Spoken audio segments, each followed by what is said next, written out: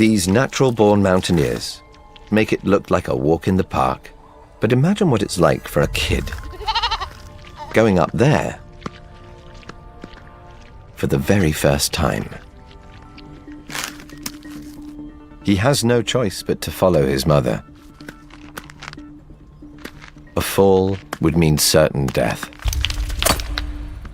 But step by step, he discovers he has an amazing grip. The higher he goes, the more vertical the face.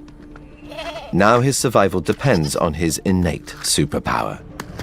Soft, rubbery soles mold around even the tiniest ridges, locking them inside the hard edge of the hoof. He balances, every step on a knife edge. It's exhausting work for one so young.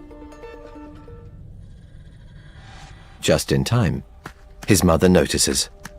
She gives him a chance to recharge. A 5-minute power nap. 150 feet up. Finally, he reaches his goal.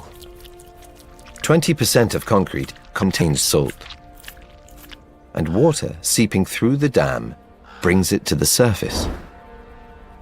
It may not look like much, but this mineral lick is crucial for the kid to grow up strong.